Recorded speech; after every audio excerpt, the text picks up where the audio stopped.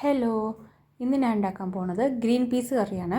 അതിനായിട്ട് ഞാൻ മോർണിംഗിൽ ഗ്രീൻ പീസ് വെള്ളത്തിലിട്ട് വെച്ച് കുതിർക്കാൻ വെച്ചിട്ടുണ്ടായിരുന്നു. ഇനി നമുക്കൊരു കുക്കർ എടുക്കാം. കുക്കറിൽ ഗ്രീൻ പീസും അതിന് മേളിലായിട്ട് വെള്ളവും വേണം.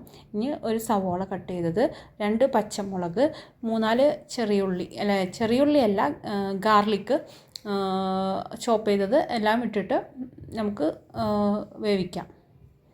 അല്പം മഞ്ഞൾപ്പൊടി,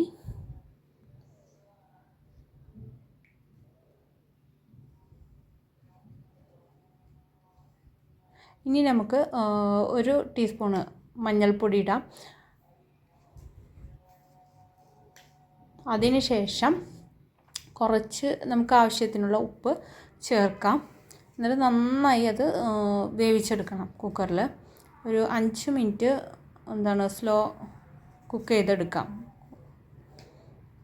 സ്ലിമ്മാക്കിയിട്ടിട്ട് നമുക്ക് വേവിച്ചെടുക്കാം.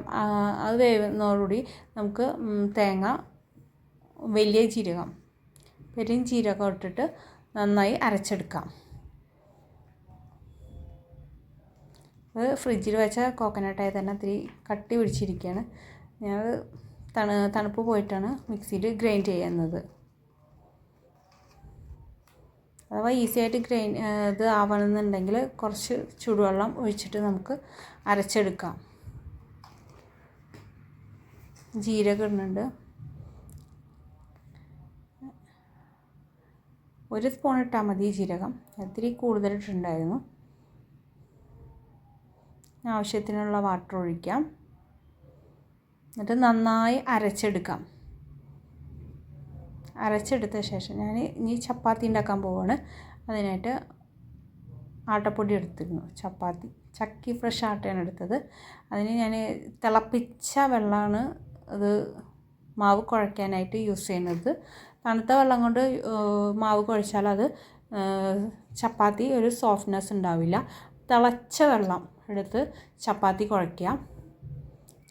നന്നായി കുഴച്ച് ചെറിയ ഉരുളകളാക്കിയിട്ട് പരത്തിയെടുക്കുക. ഞാൻ ഒരു സൈഡിൽ ഗ്രീൻ പീസ് വേവുന്നതോടുകൂടി മറ്റേ സൈഡിൽ ഞാൻ ചപ്പാത്തി ഉണ്ടാക്കിക്കൊണ്ടിരിക്കുകയാണ്.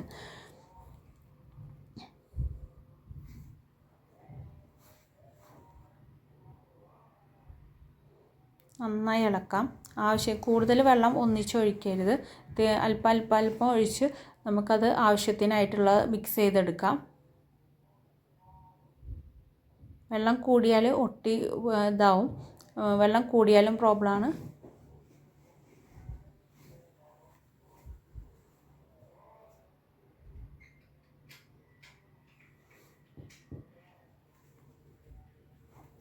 അല്പം നെയ്യ് ഒഴിച്ചിട്ട് നമുക്ക് കുഴയ്ക്കാം കേട്ടോ. അപ്പോൾ നല്ല ടേസ്റ്റ് ആയിരിക്കും. ഇത് നമ്മുടെ ഗ്രീൻ പീസ് വെന്തിട്ടുണ്ട്. ഇനി നമുക്ക് അതിലേക്ക് കോക്കനട്ട് അടിച്ചത് ഒഴിക്കാം. കോക്കനട്ട് അടിച്ചത് ഒഴിച്ചിട്ട് നമുക്കത് ഒന്ന് തിളപ്പിച്ച് എടുക്കാം. വറ്റിക്കണമെന്നുണ്ടെങ്കിൽ വറ്റിക്കാം. വെള്ളം കൂടുതലാണെങ്കിൽ ഞാൻ അത് തിളപ്പിച്ചെടുക്കാൻ പോവുകയാണ്. തിളപ്പിച്ചെടുക്കുന്നതോടുകൂടി ഞാൻ അപ്പുറത്തെ സൈഡിൽ ചെറിയ ഉള്ളിയും കറിവേപ്പിലയും ഇട്ടിട്ട് നമുക്ക് താളിച്ചെടുക്കാം.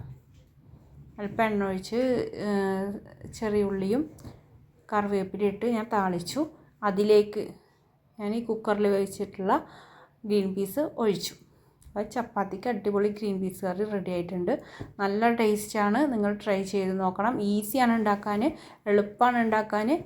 Okay, thank you. എൻ്റെ ചാനൽ ഇഷ്ടമായെങ്കിൽ സബ്സ്ക്രൈബ് ചെയ്യണം, ലൈക്ക് ചെയ്യണം, കമൻറ്റ് ചെയ്യണം. എന്തെങ്കിലും പ്രോബ്ലം ഉണ്ടെങ്കിൽ കമൻറ്റ് ചെയ്യണം. ഓക്കെ, എനിക്കറിയാവുന്ന പോലെ ഞാൻ ചെയ്തിട്ടുണ്ട്. Okay, bye, thank U.